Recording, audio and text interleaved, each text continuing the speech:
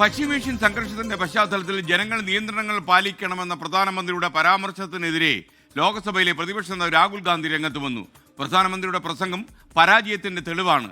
ഉത്തരവാദിത്വത്തിൽ നിന്ന് പ്രധാനമന്ത്രി ഒളിച്ചോടുന്നുവെന്നും രാഹുൽ ഗാന്ധി വിമർശിച്ചു. ആഘാതത്തെ അതിജീവിക്കാൻ ഇന്ധന ഉപയോഗം കുറയ്ക്കണമെന്നുൾപ്പെടെയായിരുന്നു പ്രധാനമന്ത്രിയുടെ ആഹ്വാനം. അർജുൻ പീതാംബരൻ വാർത്തയുടെ അപ്ഡേറ്റുമായി ചേരുന്നു. ഡൽഹിയിൽ നിന്ന് പറയൂ അർജുൻ.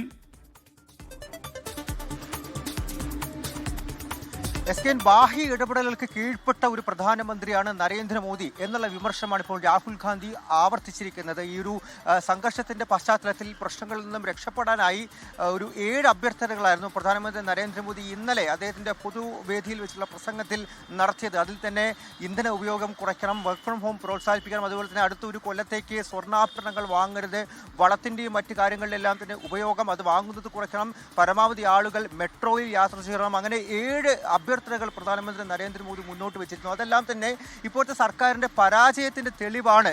നിലവിൽ രാജ്യം നേരിടുന്ന പ്രതിസന്ധി അതെല്ലാം തന്നെ അതിന്റെ ഉത്തരവാദിത്തമെല്ലാം ജനങ്ങളുടെ തലയിലിട്ട് തടി നിർത്താനുള്ള രക്ഷപ്പെടാനുള്ള ശ്രമമാണ് പ്രധാനമന്ത്രി നരേന്ദ്രമോദി നടത്തിക്കൊണ്ടിരിക്കുന്നത് എന്നുള്ളൊരു വിമർശനമാണ് ഇപ്പോഴെന്തായാലും രാഹുൽ ഗാന്ധി നടത്തിയിരിക്കുന്നത്. അതായത് ജനം എന്ത് വാങ്ങണം, എന്ത് വാങ്ങരുത്, എവിടെ പോകണം, എവിടെ പോകരുത്, എങ്ങനെ പോകണം, എങ്ങനെ പോകരുത് എന്നുള്ള കാര്യങ്ങൾ ഡിക്റ്റേറ്റ് ചെയ്യാൻ വേണ്ടി അതെല്ലാം തന്നെ കൃത്യമായി പറയാൻ വേണ്ടി പ്രധാനമന്ത്രിക്ക് ആരാണ് അധികാരം നൽകിയത്, ജനം എങ്ങനെ ജീവിക്കണമെന്ന് അദ്ദേഹത്തെ ആര് അതെല്ലാം തന്നെ പറയാൻ ചുമതലപ്പെടുത്തി എന്നുള്ള ചോദ്യം കൂടിയാണ് ഇപ്പോൾ എന്തായാലും രാഹുൽ ഗാന്ധി ചോദിച്ചിരിക്കുന്നത്. ഇന്നലത്തെ പ്രധാനമന്ത്രിയുടെ അഭ്യർത്ഥനകളെല്ലാം തന്നെ വലിയ ചില പ്രഖ്യാപനങ്ങൾക്കുള്ള സൂചന, അതായത് അടുത്ത ഒരു 2-3 ദിവസത്തിനിടയിൽ ഇന്ധന വിലയടക്കം വർദ്ധിക്കുന്ന തലത്തിൽ ചില പ്രഖ്യാപനങ്ങൾ കേന്ദ്ര സർക്കാരിന്റെ ഭാഗത്തുനിന്നും ഉണ്ടാകുമെന്നുള്ള ചില സൂചനയായിട്ട് കൂടി വിലയിരുത്തപ്പെടുന്നുണ്ട്.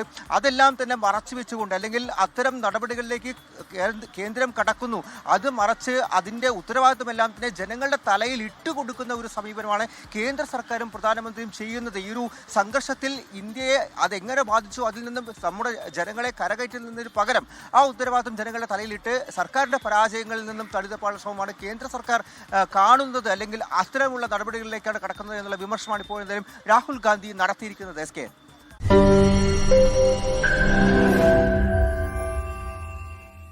ലോകത്തെവിടെയായാലും ഏത് സമയത്തും 24 വാർത്തകളും ഓഗ്മെന്റഡ് റിയാലിറ്റി പാക്കേജുകളും എക്സ്പ്ലെയിനറുകളും വിശദമായി കാണാൻ ഞങ്ങളുടെ യൂട്യൂബ് ചാനൽ നിങ്ങൾക്ക് സബ്സ്ക്രൈബ് ചെയ്യാം.